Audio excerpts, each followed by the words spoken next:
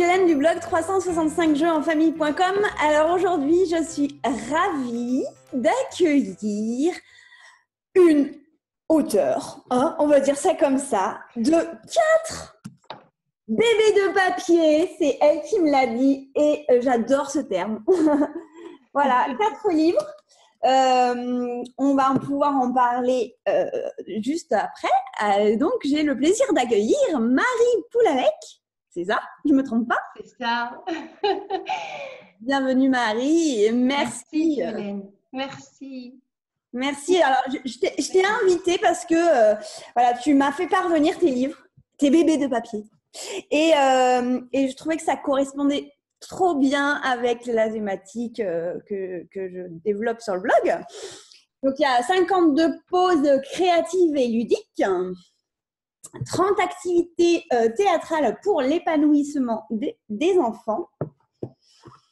Et là, on est un peu plus du côté apprentissage, qui est aussi une partie que j'aime aborder sur le blog. Donc, 12 outils pour capter l'attention des enfants et je capte et je renforce et j'entretiens l'attention des enfants. C'est un petit cahier de poche. Alors, j'ai dit ça rapidement. J'ai beaucoup parlé. Et maintenant, du coup, Marie, je veux bien que tu te présentes et que on va parler un peu de tout ton travail. D'accord, merci Violaine en tout cas de ton invitation. Donc moi, je suis Marie Poulalec. Je suis maman de 2 grands-enfants de 13 et 15 ans, un garçon et une fille. Je suis aussi professeure des écoles. Donc, j'ai enseigné pendant plusieurs années en cycle 2 et en cycle 3. Et là, depuis quelques temps, je suis en maternelle et plus particulièrement avec des élèves de grande section. Et j'ai écrit 4 ouvrages qui ont été publiés aux éditions Jouvence. Il y a maintenant déjà plusieurs années. Donc 2 sur le thème de l'attention et de la concentration, un autre sur le théâtre et un autre sur les besoins du cerveau. Et parmi les besoins du cerveau, il y a des temps de pause, des petits breaks, des anti-routines. Bon, et donc tu me disais tout à l'heure en backstage que tes premiers, donc c'est ceux de là. J'ai un peu envie de savoir qu'est-ce qui t'a amené à l'écriture de ces 2 premiers livres. Ouais, si tu veux bien nous raconter un peu ton histoire.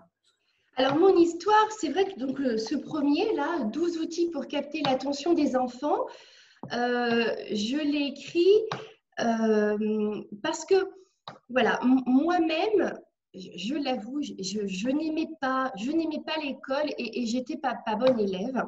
Et un jour, j'ai quand même une révélation. Alors, bien sûr, ça ne s'est pas passé comme ça. C'est pas un coup de baguette magique, mais j'ai commencé à vraiment écouter mes enseignants. Et là, je me suis rendu compte que écouter, c'était réussir. En fait, si j'écoutais, je comprenais exactement ce qu'on attendait de moi et que c'était beaucoup plus simple, effectivement, d'être dans la réussite. Et je pense que de dernière de la classe, je suis arrivée dans les premières. Donc, j'avais fait cette expérience par moi-même, combien l'écoute est essentielle et nécessaire. Alors ensuite, quand je suis devenue enseignante, je voyais bien, moi, parfois aussi, mes élèves se disperser, s'éparpiller. Et ce n'est pas en disant à un enfant « écoute » ou « concentre-toi » qu'il va écouter et se concentrer. Parce que moi, c'est ce qu'on me disait. On me disait « écoute, Marie, concentre-toi ». Mais plus on me disait ça, plus j'avais l'impression qu'on me disait « sois sage, sois sage ». Et je pense que j'étais la plus sage de ma classe. Je ne comprenais pas concrètement ce qu'on attendait de moi. Ouais. Donc, j'ai eu la chance, dans mon parcours d'élève, de rencontrer des personnes qui m'ont aidée justement à développer mes capacités d'écoute. J'ai une maman sophrologue qui m'a initiée à la sophrologie. J'ai utilisé plein d'outils.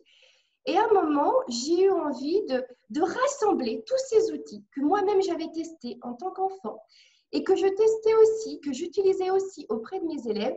J'ai eu envie de rassembler tous ces outils qui me font vibrer, tous ces outils qui m'apportent de la joie, tous ces outils qui me parlent, les rassembler dans un livre. Mais au départ, c'était une façon de mettre de l'ordre dans ma tête. Et c'est comme ça, donc, qu'est né 12 outils pour capter l'attention des enfants. Et puis ensuite, je capte, je renforce et j'entretiens l'attention des enfants. Donc, celui-ci, c'est un cahier. Donc, comme c'est un cahier, ça veut dire qu'on peut écrire dedans. On peut y noter aussi ses propres idées, ses propres expériences. Il y a des exercices, donc on peut faire les exercices. Il y a parfois même les réponses à certains exercices. Donc, c'est vraiment un outil interactif. Et en plus, il est joliment illustré. Donc, moi, j'aime beaucoup les illustrations. Ouais. Donc, voilà. Donc, voilà, c'est vraiment un cahier de poche qu'on peut toujours avoir sur soi. C'est un cahier ressources, en quelque sorte. Et donc, 12 outils. Oui, alors justement, il s'adresse à qui? Ces Alors, deux 12 livres. outils, comme le cahier de poche, c'est vraiment, il s'adresse, c'est vraiment des outils pour les enfants, enfin, à destination des enfants, mais ça s'adresse avant tout à l'adulte. Du moins, il y a une partie plus spécifique pour l'adulte. Parce que dans 12 outils pour capter l'attention des enfants, donc il y a des outils comment faire pour que l'enfant m'écoute.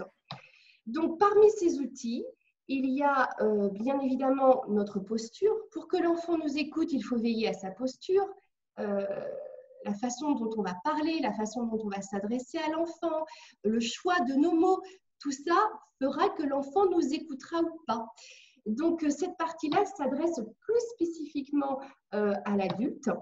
Et puis, il y a une partie qui s'adresse davantage aux enfants pour booster, pour développer ses capacités d'attention. Parce que même si, effectivement, on est tous avec ces facultés, on peut les développer, on peut les améliorer. Et ça à tout âge, en fait, hein, pas seulement quand on est enfant, à tout âge. Et donc, voilà.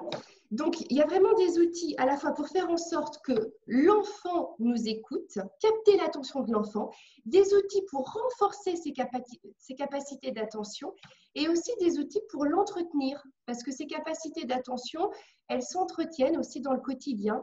Voilà, c'est important de bouger, de s'aérer, d'avoir un bon sommeil, de veiller aussi à l'alimentation de ses enfants.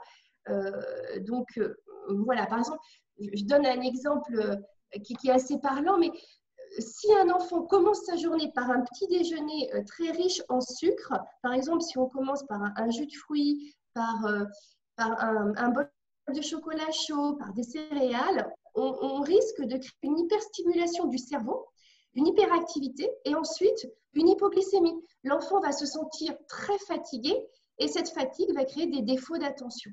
Donc voilà, il faut vraiment veiller aussi à cet apport en sucre. Bien évidemment, le cerveau il a besoin de sucre parce que c'est son carburant, mais il faut plutôt privilégier les sucres naturellement présents dans les fruits, les légumes, les céréales complètes, plutôt que dans les produits industriels. Donc voilà, donc cette attention aussi, ces capacités d'attention, on peut, dans notre quotidien, les entretenir.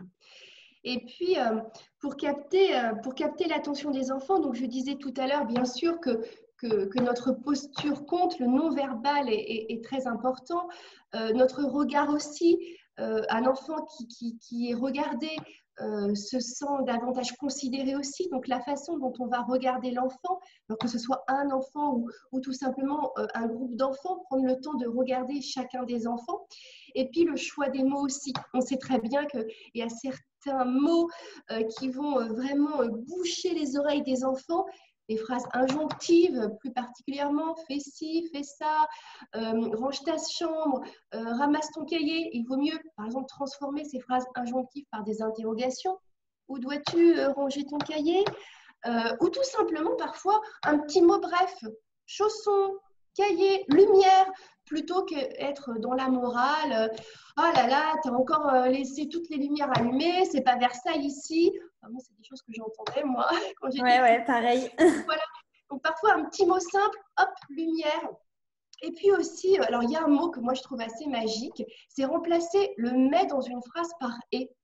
J'utilise souvent avec mes élèves, tu veux jouer, alors on pourrait dire spontanément, tu veux jouer, mais c'est l'heure de sortir. Tu veux jouer et c'est l'heure de sortir.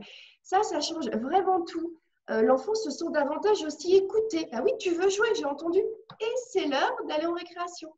Donc voilà, tout ça, ce sont des détails, mais qui ont leur importance. Et voilà, et c'est aussi très important. Et puis, booster ses capacités d'attention. Alors, il y a plein d'activités pour booster ses capacités d'attention. Il y a le jeu, par exemple. C'est vrai qu'en jouant, on permet à l'enfant de contrôler certains automatismes, d'inhiber certains automatismes, des jeux comme par exemple Ni oui ni non, ou encore même 1, 2, 3 soleil, ou même encore Jacadi. On observe que parfois, enfin moi je l'observe, parfois je commence à poser une question à mes élèves, ils n'écoutent même pas la fin de la question que déjà ils lèvent la main ou ils donnent une réponse.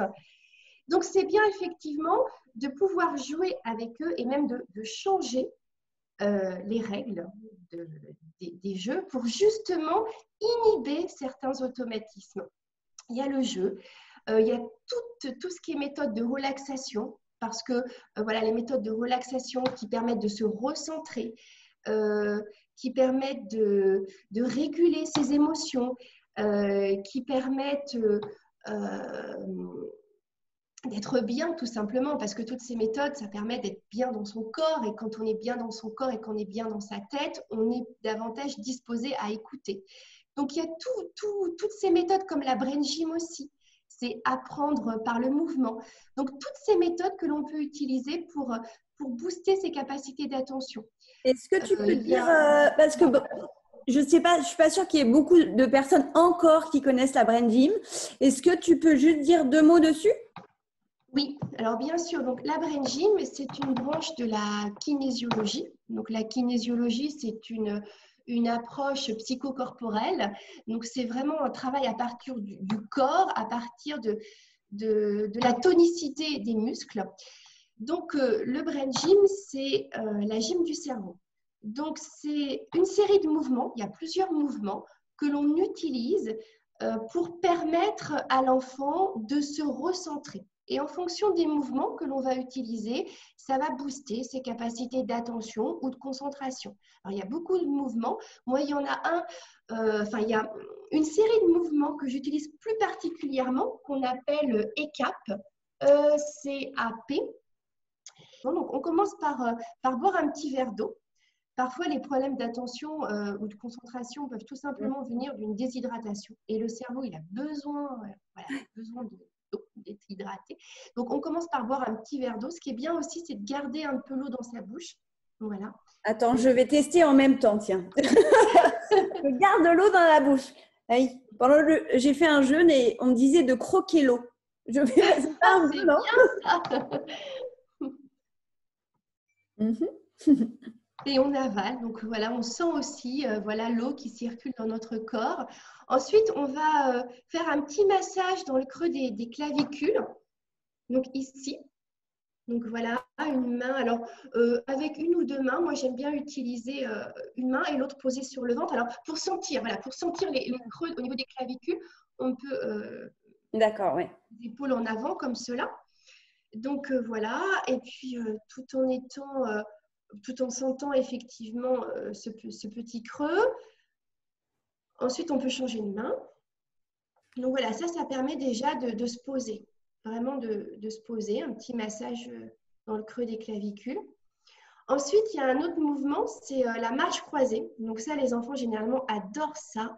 Donc la marche croisée, c'est main droite qui va toucher le genou opposé, donc le genou gauche, et on alterne comme ça. On fait ça une dizaine de fois. Alors, on peut le faire en musique, on peut le faire en rythme, on peut le faire… moi, je sais que mes élèves, ils aiment bien le faire version robot. Ça, voilà.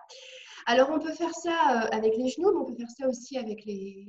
On peut toucher ses pieds, l'arrière, enfin voilà, on passe ses bras à l'arrière. On peut faire ça aussi sur le côté, bras droit sur le côté et jambe gauche opposée. Levé. Donc, on peut faire ça. Et puis, pour finir, eh bien, ses pieds et mains croisés. Donc, les mains croisées sur le plexus solaire. Donc, les mains comme ça. Hop. Et puis les pieds aussi qui sont croisés. Et puis là, on peut, si on le souhaite, aussi fermer ses yeux et être à l'écoute de sa respiration pendant quelques secondes. Donc ça, c'est très facile à faire. Ça prend pas beaucoup de temps. Et après, les enfants, si on montre une fois aux enfants, on peut le faire en groupe. Généralement, voilà, les enfants aiment bien le faire à plusieurs. Mais les enfants, après, peuvent le faire aussi tout seuls quand ils ont besoin aussi de bouger. Moi, j'aime beaucoup le brain gym parce que ça permet de bouger même dans un espace petit. Oui, super. Merci du partage en tout cas. Et en plus, particulièrement celui-là, hein, voilà, cette collection, elle est super bien faite. C'est des petits prix, ils sont à 4,95 chez Jouvence. Et vraiment, enfin voilà, effectivement, on a vraiment l'essentiel. Et là, c'est pour les parents et les enseignants aussi. Et vraiment un petit livre, ouais, c'est un condensé quoi, et de plein d'outils. Enfin, je trouve ça super chouette. Alors, c'est vrai que, enfin, il y a 12 outils et c'est tout le temps construit de la même façon. Il y a d'abord un petit peu l'approche scientifique. Donc, ça veut dire, mais d'où vient cet outil?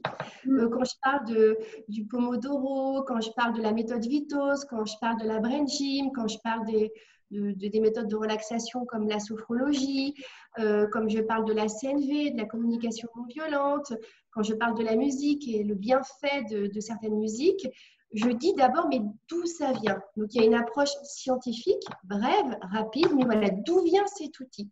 Ensuite, je raconte, mais en quoi cet outil peut-il permettre de développer les facultés d'attention d'un enfant ou comment, grâce à cet outil, je peux capter davantage l'attention d'un enfant, l'écoute d'un enfant.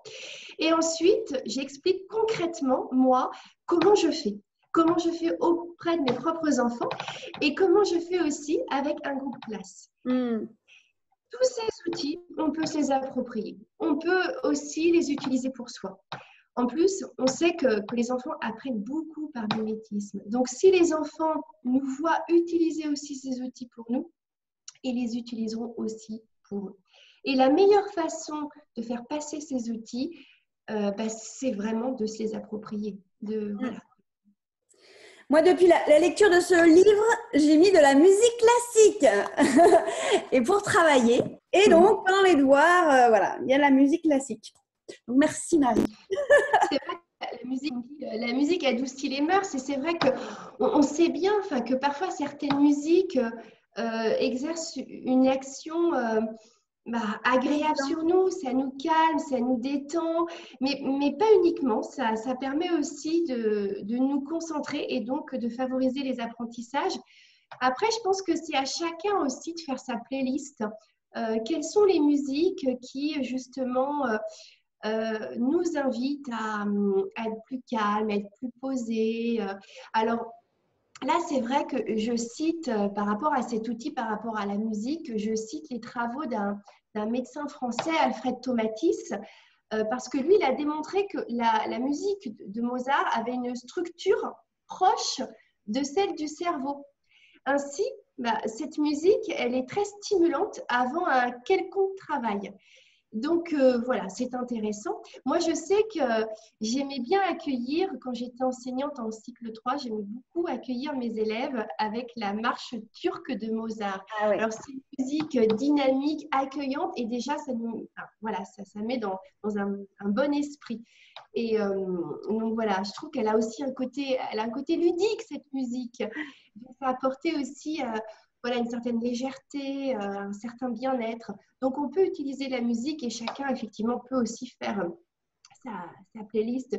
Je sais qu'il y a certaines musiques, tous les morceaux de piano, de violon, de hautbois qui sont intéressantes justement pour développer la concentration et l'attention. Alors justement, j'ai une question aussi, question piège. Quelle est la différence entre l'attention et la concentration? Ouais, c'est une bonne question. En fait, la frontière est tenue entre les deux. Enfin, voilà. Mais pour moi, l'attention, attentif, c'est tendre vers. Donc, l'attention, c'est écouter. Être attentif, c'est écouter. C'est diriger ses yeux, ses oreilles vers une cible. Voilà. Alors que la concentration, dans l'idée de concentration, il y a l'idée pour moi, un petit peu de repli. Se concentrer, c'est vraiment se mettre dans sa bulle. Et moi, quand tu fais ça, alors tu vas me dire si je me trompe, mais quand tu fais ça, moi, je me dis que c'est cérébral, c'est dans la tête. Et comme si, alors là, je dis ça comme ça, hein, spontanément, mais voilà, concentration, ça se joue aussi au niveau de la tête. Alors que, attention, comme tu parlais du mouvement, finalement, effectivement, on a tous nos sens qui doivent rentrer en jeu. Exactement. L'attention, c'est tendre vers, c'est être attiré par quelque chose. La voix d'une personne, par exemple, c'est vraiment ouvrir ses yeux et ses oreilles pour récolter des informations. Quand je suis attentif, je récolte des informations. La concentration, c'est vraiment se centrer sur une tâche. Et donc, pour moi, il y a cette idée de repli sur soi-même pour accomplir un travail. Et pour moi, donc, de l'attention débouche la concentration. Parce que je suis attentif et que je sais écouter, que je peux me concentrer, c'est-à-dire accomplir la tâche qui m'est demandée. Bon, sur ces deux livres, il y aurait d'autres choses à dire? Il y a énormément d'outils. C'est vrai que ces deux livres sont vraiment complémentaires. Il y a plein d'outils. C'est aussi à chacun de trouver les outils qui vraiment le font vibrer. En même temps, c'est bien de changer les outils. Par exemple, pour capter l'attention des enfants, on peut utiliser la surprise, on peut aussi utiliser l'humour, on peut utiliser le rire. Mais en même temps, il faut savoir doser tout ça. Et c'est bien d'utiliser l'humour, mais en même temps, pas tout le temps, parce que l'enfant finit par s'habituer. Voilà, mais c'est vrai que l'humour, ça permet de capter l'attention des enfants. Ça permet effectivement d'apporter de la légèreté aussi au quotidien. Et on en a aussi besoin. Et ça permet aussi voilà, de créer de la confiance et plus de complicité entre l'enfant et l'adulte. Mais c'est pareil, on ne peut pas non plus toujours utiliser cet outil-là. Il faut varier. Il faut surprendre aussi l'enfant. J'ai beaucoup aimé quand je suis arrivée sur l'outil de la surprise parce que c'est quelque chose que j'utilise beaucoup et que j'ai utilisé beaucoup quand j'étais animatrice. La surprise, c'est vrai que pour capter, pour moi, et effectivement, tu as raison de dire qu'il faut alterner. On ne peut pas faire que de la surprise, que de l'humour, que machin. Mais la surprise, justement parce que c'est une surprise, ça marche très bien. Et voilà, par exemple, je me souviens d'un truc qui… Voilà, par exemple, le truc, c'est que dans un groupe d'enfants, moi j'avais, voilà, puis au lieu pour demander le silence, etc., à crier, taisez-vous, finalement, un truc qui a rien à voir, et puis d'un coup, c'était, je fais statue. Ou alors, d'un coup, il n'y a plus rien qui sort de ma bouche. Bon, au bout d'un moment, les enfants, ça intrigue, et du coup, là, on a l'effet voulu qui se teste parce qu'ils sont intrigués. Et là, qu'est-ce qui lui arrive? Et voilà, ouais, on a capté l'attention de façon positive. Voilà, tout à fait. Et les enfants aiment aussi énormément, et ça je le dis plus particulièrement dans celui-ci, ils aiment bien les codes, ils aiment bien les règles. Donc c'est vrai que moi avec mes élèves par exemple, c'est main levée, bouche fermée. Ou alors, voilà, on croise les bras. Donc voilà, et ça ils aiment bien. Donc on peut aussi créer des codes avec eux. Même avec nos propres enfants, hein. Moi avec mes propres enfants, de temps en temps, hop, je fais ça. Oui. Et ça veut dire stop, ça veut dire pause, ça veut dire que là, maman, elle est plus disponible et il vaut mieux la laisser tranquille. Et c'est bien, et les enfants aiment ça, en fait. Pas forcément parler, mais hop, simplement le code, ça c'est stop là. Là, non, là je suis pas disponible pour t'écouter et voilà, et on va avancer à rien, donc stop. Eh bien, bon, dis donc, c'est une sacrée malle au trésor qu'on a là, avec tous tes livres. Ouais, en fait, pour moi, c'est vraiment des livres ressources. C'est à chacun d'y puiser ce dont il a besoin. Et oui, voilà, c'est des ressources, c'est des boîtes à outils. Et voilà, et on peut, en fonction de ses besoins, voilà, les deux premiers, c'est vraiment plus pour développer l'attention et la concentration. Et pour moi, voilà, écouter, c'est réussir. Et à tout âge, on peut développer ses capacités d'attention et de concentration. C'est vrai que le deuxième sur le théâtre, c'est utiliser les outils du comédien pour grandir en harmonie. Et voilà, pour développer aussi des savoir-être. On sait ô combien c'est important de développer ces savoir-être. Et puis celui-ci, bah, c'est répondre aux besoins du cerveau. Voilà, faire des breaks, faire des pauses. Et puis profiter effectivement de ces temps de pause pour transmettre des outils aux enfants qui plus tard, ils pourront aussi utiliser sans notre présence forcément. Donc voilà. Bah, en tout cas, un grand, grand merci Marie pour tout ce que tu as partagé avec nous. Là, je pense que les parents, mais les enseignants aussi, hein, ça va leur donner des pistes, ça donne envie d'aller découvrir tout ça. En tout cas, je l'espère. Est-ce que tu aurais un petit mot de la fin Un petit message.